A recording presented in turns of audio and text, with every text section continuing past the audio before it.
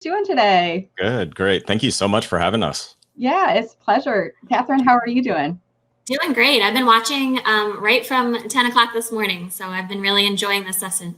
Oh, good. So you're kind of getting to know our audience. So did you experience the part where we broke LinkedIn? I was so proud of myself. I did. Yeah, that was awesome. I know. I was like, is that my computer? What's going on? But I jumped over to Facebook and then back to LinkedIn, and yeah, we're all good. We just rolled with it.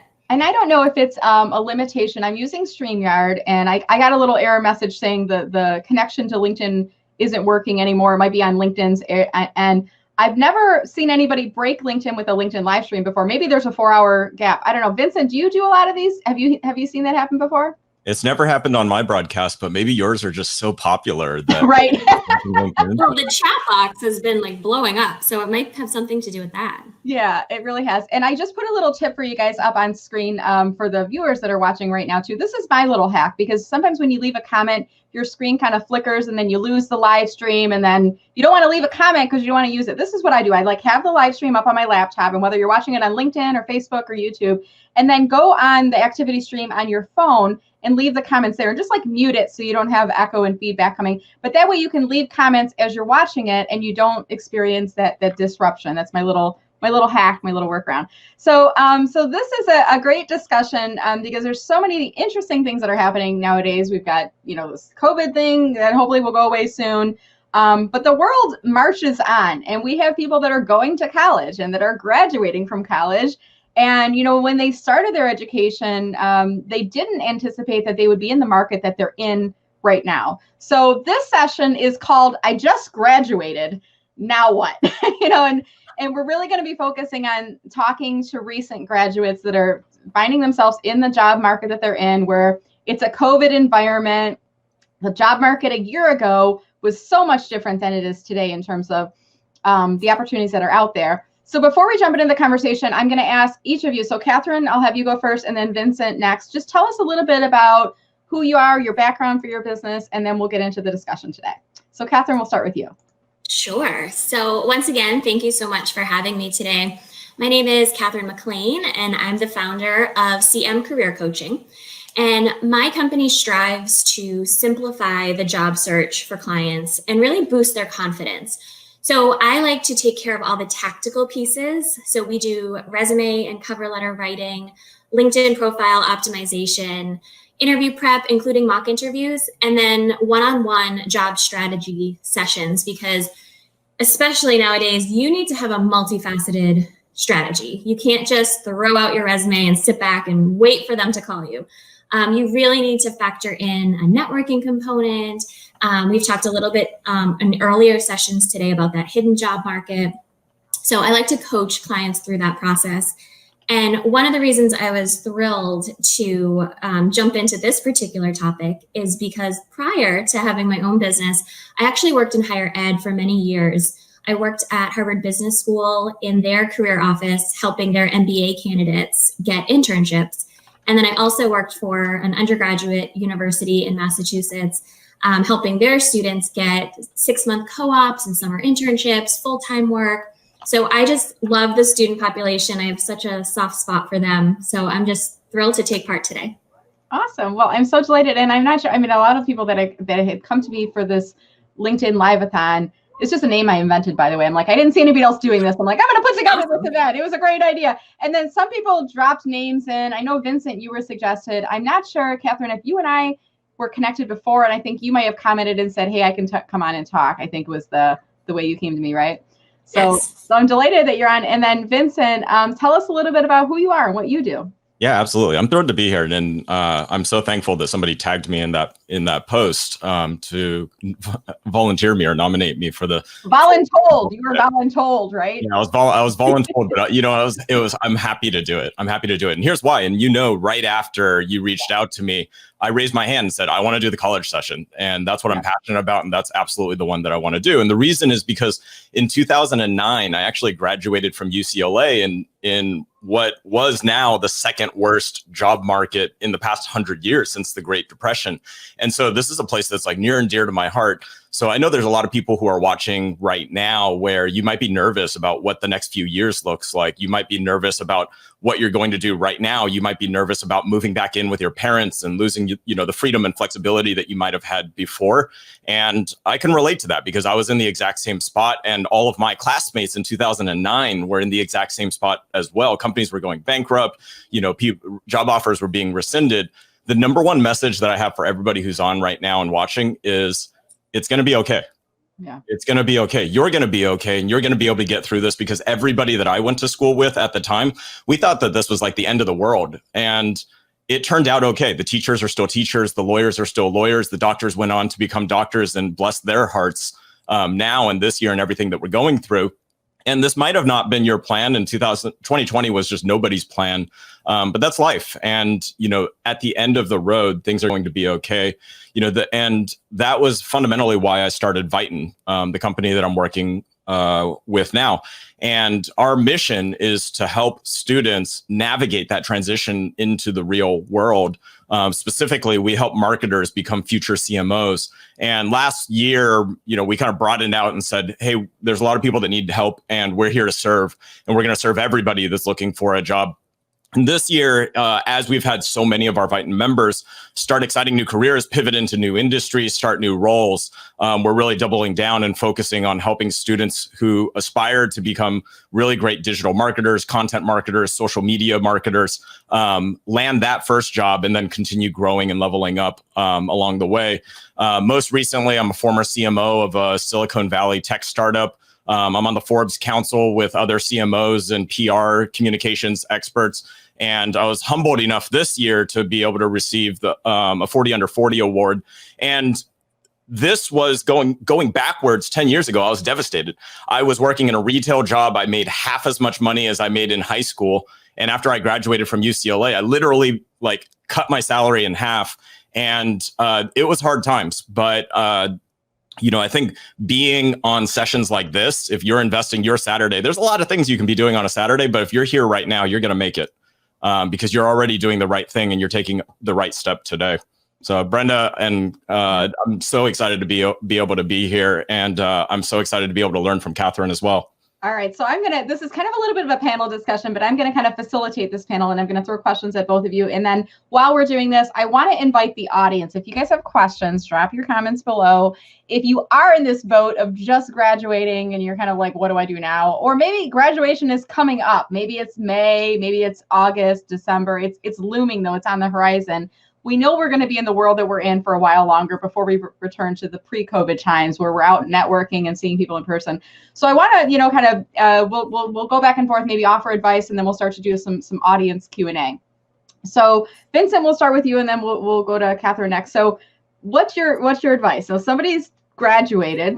Now what? What should they be doing right now, today, right when they get done watching this session here today? Yeah, really great question. So on my podcast, I actually went back and I interviewed somebody on the podcast who got a great job in 2019. I had mentioned that I was part of the 43% of college graduates who are underemployed. If you don't know what that means, it's underemployed just means that you're working in a job that doesn't require a college degree, even if you have a college degree. And, the sad statistics out there, the Wall Street Journal says that 43% of college graduates today are underemployed. And then 5 years later, 2/3 of those people who are underemployed are still underemployed 5 years later. So I went back and I interviewed, one of my classmates, and I asked her, hey, what did you do differently? You landed a really great job. It took me 3 years to be able to catch up. And the number one difference was she asked for help. At the time, I felt like I had something to be able to prove to myself. And it was like, oh, I don't need my parents' help to be able to go get a job. I'm going to go out, I'm going to be a big boy, and I'm going to get a real big boy job on my own without asking for help. And what she did differently that she told me about on this podcast episode was she went out and she let everybody that she knew know that she was looking for a job somewhere related to the financial services industry. Mm-hmm. And it was a friend of a friend whose uncle worked at some company. And the friend said, I don't even know what my uncle does, but I know that he works somewhere in the area that you want to go to. And then that introduced a conversation. And when she had that conversation, she didn't even end up interviewing for his job. He made an introduction to somebody else. And that was how she landed the job. Because one of the things that shocked me is that knowing that 50 to 70% of new jobs come through networking, job searches can be exhausting if you're spending your day applying to hundreds of roles on LinkedIn or Indeed or wherever you're spending your time. And so the number one thing that I hope if you're watching this and that you take away is the network means a lot. And it doesn't have to be at like these fancy networking events where you wear fancy clothes and you meet people, because obviously we're not doing that right now. It can be your college classmates. It can be, if you are babysitting for parents, like find out what they do. And those relationships that you already have a lot of the times can unlock those opportunities. Yeah, that's a great point. And just remembering, I love your point too, of reminding everyone you meet, wherever you go, that you're looking. And I see that we had a comment coming in from Tim Gold who's saying, I always say I'm unemployed looking for an entry point in HR, almost to the point where I feel I'm annoying. Now, Tim, that might feel annoying to you, but how many times do you bump into people, Tim, and they say, what are you looking for again? Like, I feel like we need to be reminded, and we need to be reminded again. That's your responsibility to remind people. So even in today's live stream, guys, if you're watching, if you're recently graduated, looking for a job, go into the live stream and just say, I'm a recent graduate of, and tell us your school, because you might have alumni, right? University of Michigan, Harvard, wherever that is you're graduating from, Central Michigan University, whatever. Put it in the comments and say, I'm a recent MBA grad from this institution looking to move into something. So I want to shift gears and direct that same question to you, Catherine. So people are watching and they come up to you and they say, I just graduated. What do I do now? What advice do you have for them? Yes, absolutely. So I definitely echo what Vincent said about networking. I feel like right now it's not necessarily what you know or who you know. It's actually more like who knows you. So getting yourself out there, definitely with friends and family, even going back, if you had a work study while you were in school or an internship, even if that's not where you want to end up, still that's part of your network. So go back to them because people genuinely want to help you. So networking, use LinkedIn. You can find alumni on LinkedIn. You can find hiring managers at your target companies. You can also find just people in your industry that are anywhere. And I would say reach out to them. Make sure your message is short and sweet, but also specific, because I find when you get requests like, oh, let's talk about your career path or let's talk about the industry, it can be a little overwhelming and feel like, gosh, how long is that going to take? So if you have a very pointed question, as an example, my name's Catherine. I just graduated from Northeastern. I have a bachelor's in marketing, looking to go into digital marketing. Could you tell me 3 or 4 things that have made you successful as a digital marketer? And then you sort of open up that conversation, or you might ask them to compare the current company they're with. I noticed you've been here for 4 years. You also worked at Y before that. Talk to me about how the work environments are different. So that really opens up your conversation. So networking is huge. I also think having A+ job search materials, so the resume, cover letter, LinkedIn, you want to have 3 to 5 references lined up as well.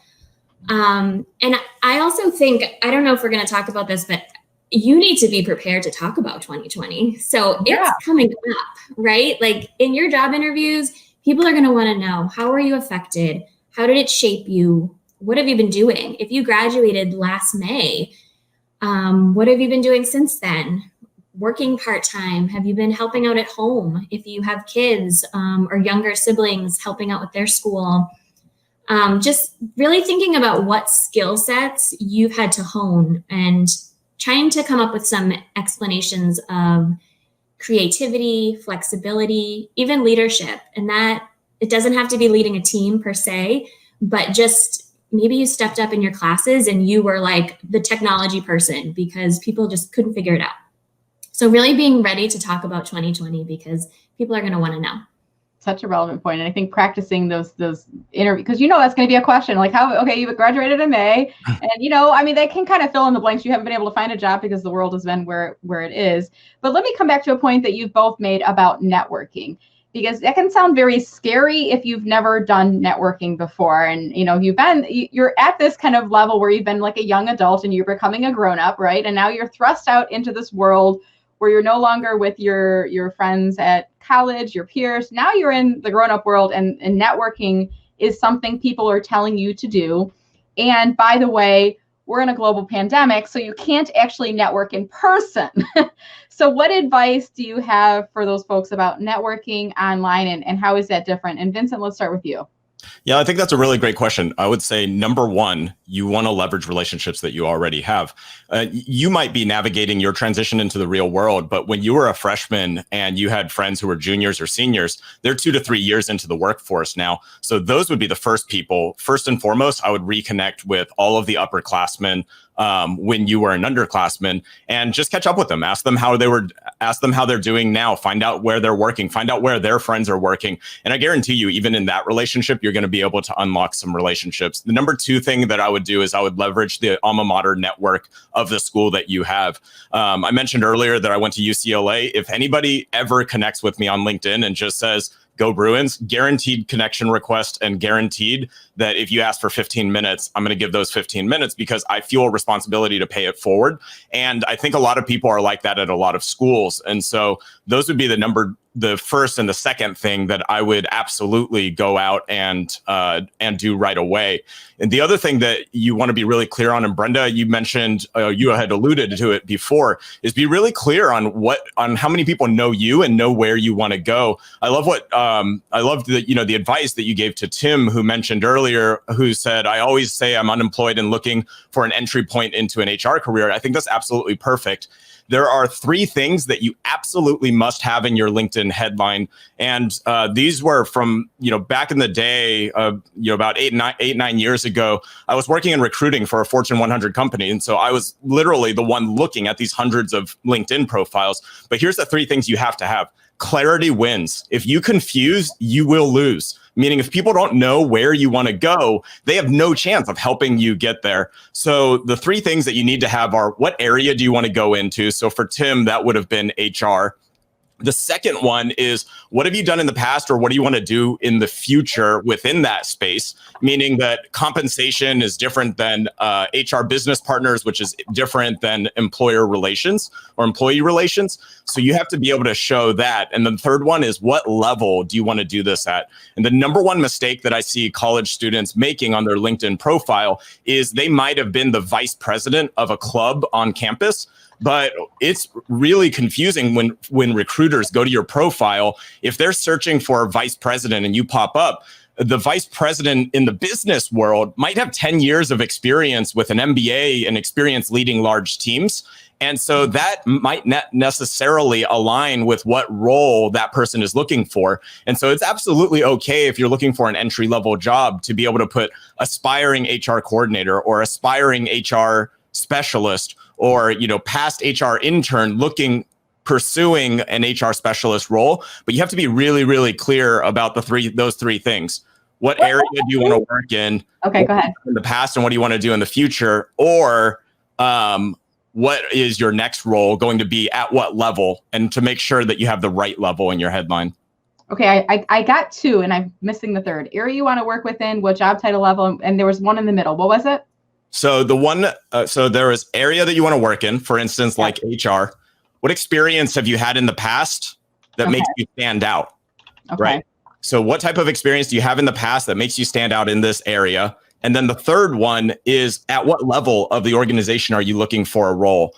And if you're a college student, it's fantastic that you are the president of a club, or a vice president of a club, or a chief social officer at your fraternity or sorority. But having that headline in your LinkedIn headline will cause confusion when recruiters are looking at where to place you in an organization. Gotcha. Great tip. And I love how you kind of spell that out, and even saying aspiring HR manager or aspiring HR specialist or something. I love that advice there. Catherine, same question for you. Networking, it sounds kind of intimidating. What's your advice for recent college graduates or upcoming college graduates on how to get that networking process started? Yes, so I can totally relate to that. I'm somebody that, as much as I enjoy public speaking, I like the thought of a networking event just kind of makes me cringe. So I totally get it. It's sort of helpful right now that we're doing a lot of this from behind our computer screens. So what I would say, kind of 2 tips come to mind that are new that we haven't shared yet. And one is, after you talk to whoever it is, somebody from your university, somebody, a friend, an uncle, whoever it might be, always finish that conversation with, thank you so much. Is there anybody else you'd recommend that I talk to? Because again, you're trying to widen that network. So verbally, that's one way, or even over email too, that just always ask for that. Is there anybody else? The second thing I would add is use LinkedIn. So engage on LinkedIn to help widen your network. So you might be adding connections, as you should. You want to try to get up to that 500 plus connection threshold. It's like a badge of honor on your profile. So aim for that and start connecting with people, but also start engaging with people, because again, you want to make yourself known. And it's a really easy thing to like somebody's comment, like an article. What would be even better is if you then comment on that article. Just engage in the conversations on LinkedIn. Take it one step further and write an article yourself. It doesn't have to be anything long. You just want to kind of put yourself out there as a thought leader and things that you're experiencing. You can start right now and write an article on how you reacted to 2020. Mm-hmm. So I think just the more that you can engage within LinkedIn, that's actually networking, because you're going to find that you're starting to see like the same people pop up. Then maybe you start a connection with them. That leads to a private message. So it's kind of like the natural feeding pool for networking if you can just start to engage on LinkedIn. So let me ask a follow-up question. I'll start with you, Catherine, then I'm going to flip the same question to Vincent. And I hear this so often, like people are very intimidated about posting on LinkedIn. Okay, so I'm a recent college graduate. I don't have any professional experience yet. What do you mean I have to post? I know what to post on Facebook and Instagram and TikTok because there's where my friends are. But now I'm in this other realm of LinkedIn. Like, what should new college graduates be posting on LinkedIn? Can you give us a couple of examples? Sure. So I think find some sort of industry article. So you can go to, whatever newspaper you might be reading, blogs that you follow, even just websites, Forbes.com, whatever it is, and read something interesting and then share it. Share that article, share the link, and then you can write a short post on top of that explaining why you're sharing it. What was the key point that you've really resonated with? So I would say sharing articles is a quick one. If you're coming up with your own posts, I would say think about just things that you've learned. I've seen a lot of job seekers post about, I just took this class on LinkedIn Learning. Here's a really interesting fact that I learned, or a statistic. Or celebrate something. I just finished the project management track on LinkedIn Learning. Really excited about that. That's a great way to celebrate yourself and boost a little confidence. And then I've seen a lot of job seekers too lately talking about the sort of ups and downs of what's going on right now. I would always caution you from coming across as too like desperate almost and saying, oh, woe is me, the job search is really hard and I don't know what to do. But how can you frame that in a positive light and actually turn it around and motivate other job seekers? So think of the advice you'd want somebody to give you when you're feeling down in the dumps about your job search, and project that out into the LinkedIn universe, or even, Facebook or what have you. But I keep mentioning LinkedIn because that's the professional site that we're used to using. Kind of focused on, right? Yeah. Okay. Same question for you, Vincent. So somebody's, new college graduate. I don't know what to talk about on LinkedIn. What's your advice for them? What should they be posting on LinkedIn? Oh, we lost. I think he's muted. I don't know if I muted you or if you muted you. So there we go. Earlier, it's really important to be able to talk about your 2020. There's a lot of really qualified job candidates right now. And if you have 2 job candidates who have similar pedigrees, similar backgrounds, similar experience, the one that can show how they were bettering themselves or bettering the world in 2020 is going to be the person that's going to win. One example is I talked to a software engineer who during COVID decided to create a project online. Nobody told him to do it, but he created a project online where he made a hospital tracker where in New York City, if you had to find a hospital as a result of having COVID symptoms, it would tell you where had the most availability. And he posted that on LinkedIn. And, that shows and goes so far in showing what you're doing in 2020. Now, that's a big example of something that he took on. A smaller example could simply be if you're an aspiring marketer, go out and get a free Google Analytics certification. It's free. It doesn't cost anything to do. You could do that from home. Go do HubSpot's inbound marketing certification. Doesn't cost any money, just your time to be able to go out and do it. And all of those will give you certificates that you can post online. And when people congratulate you on that, it'll actually reshare it out to their network. The other piece of advice is if you're too nervous to make a post, that's okay. A lot of people are like that. On LinkedIn, comments go a long way. And everybody who's active on LinkedIn knows this, is that sometimes you can get even more visibility just by going out and commenting on other people's posts than even making your own posts. So Annette Rodriguez said that in the comments on LinkedIn. Yes, follow a company and comment. I have many companies that like my post. And here's a third little just kind of insider secret. Recruiters are working hard looking for the right candidates. And they oftentimes will post roles on LinkedIn saying, hey, I'm looking for somebody for a software engineering role or this HR role. And even if that role is not a good fit for you, but a classmate who's looking for a role, tag them in that post because that recruiter is going to love that. And now, if that person gets a job at that company, somebody who works at that company and they might be able to refer you for the role that's perfect for you. And even if they don't end up working at that company, that recruiter is definitely going to like it. And it makes it a lot easier to reach out to that recruiter and say, hey, I know that you were recruiting for HR roles. I'm actually interested in marketing roles. I'm really happy to introduce you to my friend who's looking for an HR role, but just curious, can you introduce me to the recruiter that's working on marketing roles? And these are how these relationships build because you're paying it forward first. And you don't have to go out there asking for favors, begging people, to read your resume, give you resume advice. Instead, you're going out and you're putting goodness into the world. And when you put goodness into the world, I strongly believe, that karma is going to come straight back to you. But It's also a lot easier to be able to ask for help after you've helped somebody else. Yeah, I love the social media karma. And if you guys watch me at all, follow me at all, the folks who social media karma is my thing. Like, that's my bag. Like, I'm all about putting the love out there, sharing the spotlight with others, and it comes back to you through karma. So we were talking a little bit about this earlier, I love how you're saying, Vincent, talk to your classmates and keep connected with them. And I see Alexandra's comment, alma maters are really underutilized. So I'm going to start with asking you, Vincent, and then to you, Catherine, next. What advice do you have for college graduates? I mean, they probably have career services departments and other resources. What advice do you have for college graduates about their alma maters and resources that might be available? Every single school, for the most part, has some type of alum network. So it's like a private website where you can log in and you can connect with other alums there. So first and foremost, I would say make sure you're utilizing those services, because any alum that has taken the time to create a profile on there, you already know they're going to be open with connecting with other alum.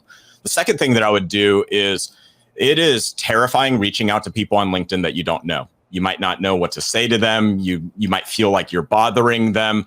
And here's, two things that you can do that increases your chance of being able to get another connection. I've had even a lot of connection requests just in the time that we've been on here. Yeah. And I look at the connection requests that I'm getting right now. The ones where my attention goes to at first are the people who write a little personalized note. And so, on LinkedIn, you can hit the connect button, but if you hit write note or personalized note, you have about 200 or 300 characters where you can write a note. And something as simple as like Lynn just reached out to me, Lynn Williams, ED, and the message just said, "Hi, Vincent, I'm enjoying listening to you on Brenda's a-thon. I would love to listen to Lynn." I got another one right now. Mr. Phamvan, go Bruins, right? I just said earlier. My niece went to UCLA. Thank you so much for your presentation at Brenda Meller's event. Looking forward to connect, right? So it just that common connection right there. I said it earlier, right? Hey, we share this common experience. We both went to the same school. We were both in the same club at different schools. Hey, I saw that you volunteer for Big Brothers Big Sisters. I actually have a little as well.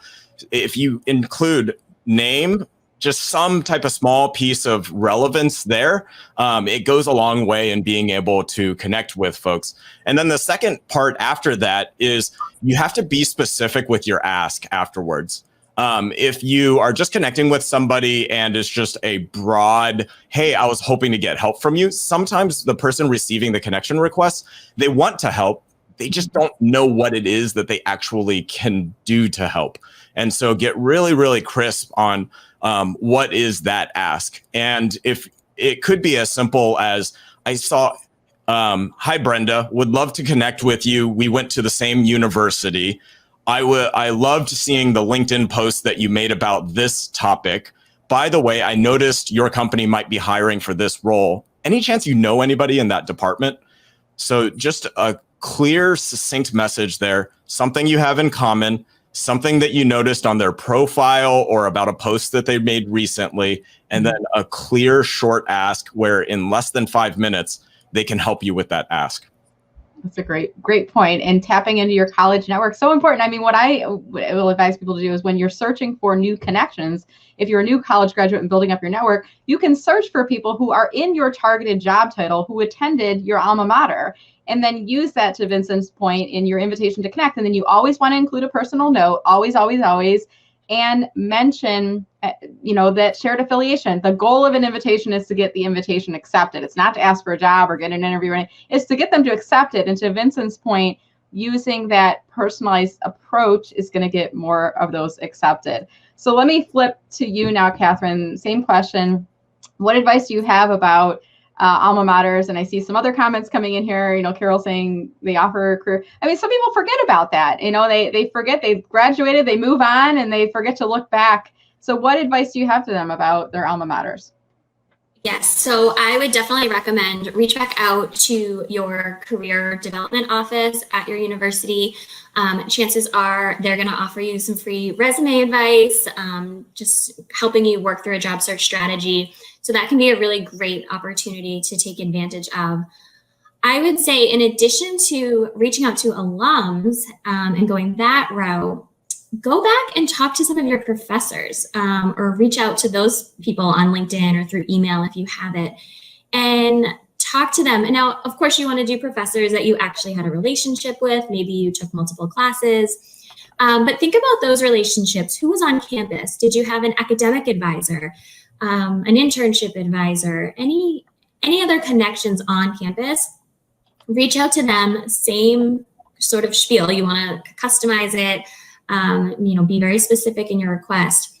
But that's a whole nother group of people that you can tap into and really just let them know, hey, I'm looking. You can even attach your resume. If you hear of anything, if you think there's anybody that I should talk to, please let me know. Okay, great. And I just put a little ticker below. It would be kind of streaming on there. So for those of you that are watching, I want to encourage you, this is your time to ask questions. So if you're a new college graduate, you have a question for Vincent or for Catherine, ask your question now. Don't be shy. And this is going back to that earlier point of, it can be very intimidating when you have never done networking. Maybe today is the first time you're watching a LinkedIn Live and you have the opportunity to interact with the panelists, the speakers. I even as a college student, I always try to tell people, when you have a guest speaker, a guest lecturer coming into your class, be that one person that asks them a question. Why? It does two things. It shows that, for your professor, it shows that you're a highly engaged student. And when it comes time for grading, if you're on the cusp between a B or an A, and you've been raising your hand or asking questions in webinars all semester long, they may flip you over to the A. And the other thing is, you may be the only person in the audience who's asking the question. So whether it's Catherine coming to your class or Vincent or something, you might be that one person who is making a memorable impression with those folks. And it makes them feel good. Not only them, but it makes me feel good because I brought them on. You guys are asking questions. So it's a good thing. And I see, I also asked you guys, if you don't have a question, if you have advice for college graduates, put that into the chat. And I see one which is talking about your 60-second pitch. So Vincent, tell us, I know you know what this is. So tell us, what is a 60-second pitch? Maybe there's somebody watching as a college grad who's heard of it, but they don't really know. What is it, and how do you create one if you're a new college grad and you don't have experience yet? Yeah, that's a really great question from Linda that asked about the 60-second pitch. So the 60-second pitch sometimes is called an elevator speech as well. It just shows a little bit of your personality. It shows a little bit about what your experience or accomplishments are in the past, and a little bit about where you're going. And the where you're going is where a lot of people really miss. And it's the same. It's very similar to the first interview question that you get. Tell me about yourself. A mistake that people often make is they only talk about your past. So the way that you want to structure this is you talk a little bit about your past, a little bit about your present, and a little bit about your future. So an example of this might be something along the lines of, my name is Vincent. I was a communication studies major at UCLA. While I was there, I actually started a club on campus, an organization that was called Green the Greeks. And we were able to recycle over 1,000 pounds of cans. And this got me really passionate about being able to make the environment better. And in the future, I'm really looking for a role where I can help create more sustainability as a marketing specialist at a company that's doing something within the environmental space. So I'm going to go back and kind of break up what I said a little bit, right? My name is Vincent. I was this major at this campus. I want to talk a little bit about an accomplishment from the present. I started an organization on campus. It was called this. And then you got to quantify that accomplishment. So quantify just means use some type of numbers. We were able to raise this much money for a nonprofit. We were able to recruit this many members. We were able to increase the number of membership from this to that. Just anything where you can quantify an accomplishment. And then you want to talk about the future, where I'm going in the future, not where I might be going, where I wish I was going, where I hope to be going someday. Where I am going in the future is I'm looking for a marketing specialist role at a company that is doing something to make the world more environmentally friendly. Really specific about where you want to go. And those are the things that you want to include in that 60-second elevator pitch. Great point there. Catherine, anything to add on to that? Yeah, I love how in sync we are, Vincent, because that's the kind of past, present, future model is something that I go over with my clients as well. What I would add is make sure you slightly tweak that depending on where you are. So as an example, for another way that you can get back in touch with your alma mater, usually you can still go to any career fairs that they have. And I know a lot of schools right now are having virtual career fairs. So that's another thing that you should probably look into and see if you're able to attend as an alum. And how that links back to this conversation is it's going to be a little bit of a tweaked past, present, future model. If you're actually approaching a booth at a career fair and it's a specific company, you want to make sure you add in there, this is why I'm at your booth. This is, I applied for a position, or I'm thinking about applying, or this is why I'm excited about your company and your role. You can sort of tweak it to have that company specific piece in there as well. So I want to, Jenna, take that question and just going to add on to it too. I see sometimes people making a mistake, especially if you're a new college grad and you're asked that question, tell me about yourself. And I see them starting with, well, I was born in a small town and I'm the youngest of 4 and my dad worked in automotive and my mom was in the service industry, and they're rambling and going on and on and on. And I kind of heard, I don't know where I heard this from, but when you think about when you're in an interviewing situation, when they ask you that question, think about in parentheses at the end of the question as it relates to this job, because they don't need to know your life story. Tell me about yourself as it relates to that job. So thoughts on that type of an approach, Vincent or Catherine? Yeah, I mean, I would 100% agree with you. They don't really care what hospital you were born in. You don't have to go back that far into your past.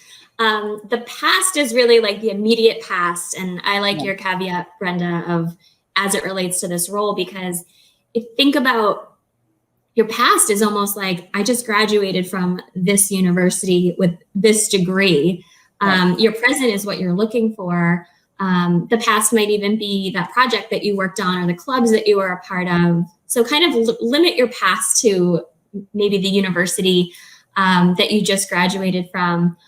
Although I will say, if you have had a lifelong passion for being an engineer and you built really elaborate Lego sets as a kid, that's something that does truly relate to the job. So you can go back a little bit further if you have something unique to share that also lets your personality shine through, because that's going to make you memorable.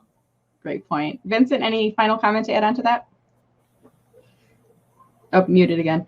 The 2020 term. Vincent, you're on mute. You would think that getting through all of 2020 that I would have this down by now. You're human like the rest of us, right? Yeah, I would completely agree with that advice that Catherine gave. A lot of the times in a job interview, one of the toughest things is when a candidate talks for too long about a specific topic. And so this is why you want to be really crisp in what you're sharing. And, a piece of 2020 advice, everything is on Zoom. So when you're prepping for a job interview, you can there's something that's called the STAR method for answering interview questions. You can do a Google search to learn a little bit more about the STAR method, but just write out a few words for each of your STAR method, and then take that and just stick it right below your camera. So I'm going to put this right below my camera, and I'm actually staring right now at the exact center of that Post-it note. And it likely looks like I'm looking directly at the camera. But when you take the time to be able to do just that, it gives you a path for where you're going, and it helps you so that you don't end up talking about what hospital you were born at. What hospital you were born. I love that. People do tend to go a little bit long. Hey, Susan, how are you doing? We're just going to get our next panelist into the room here. I just want to make sure, just to test our audio, that you can hear us okay. Can you say hi, Susan? I think this is great. Can you hear me? We can, yeah. And you'll hang out Perfect. for a minute or two while we wrap up with Vincent and Catherine here. Yep. And then Megan looked like she was like ethereal. There was like shining down light from heaven a minute ago. And we'll get your lighting fixed in just a second. I'll give you some tips here. But I just want to say thank you to Vincent and Catherine both. Thank you so much for joining. And I want to give each of you the opportunity for any final comments you'd like to share with the group. Vincent, we'll start with you, and then we'll move to Catherine. This has been a tough year, and it can be really easy to be able to sit back right now. And I just want to thank everybody who's watching this on a Saturday, because if you're here, you're doing the right thing and you're investing in yourself. Keep your head up as you go through the next few months. Now is definitely the time to strike. A lot of employers open up new roles at the beginning of their fiscal year, which is oftentimes January. And so now is really the time to be able to go out and be aggressive.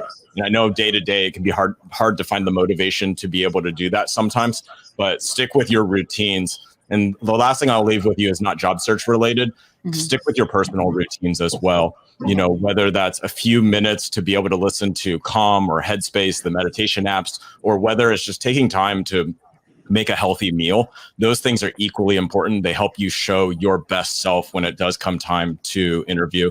Looking forward to staying connected with everybody. Feel free to follow me on LinkedIn. You can also send me a text. My phone number is on my LinkedIn profile, but it's 615-667-8433. Thank you so much.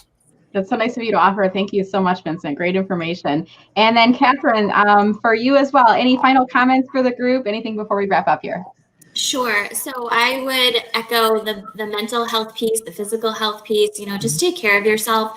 Job searches are frustrating by nature. Yeah. And when you add in the pandemic and the rest of the world's chaos, it can be a lot. So know that you're not alone. Reach out, ask for help, ask for support, but keep going, because you have skills, you are hireable. If you just need to keep going. And I always recommend set a meeting with yourself every week. Maybe it's an hour a week. If you can do 30 minutes a day, that's great too. But protect that job search time and really treat it like a meeting with your boss that you have to show up to, because that's going to help keep you accountable. And those small, consistent efforts are what's going to pay off in the long run. So keep going. We're rooting for you. Please feel free to connect with me on LinkedIn. My email address is also on my profile. And I know Brenda's going to be sending out some information. One of the things I've provided is a free guide on conducting company research, and that can be a really great interview prep exercise. Great. Thank you so much, Catherine and Vincent. It was a delight. It went by quick, didn't it? It was like a 45-minute that went by fast. Great time together. Thank you again. All right. Have a great afternoon. And again, for the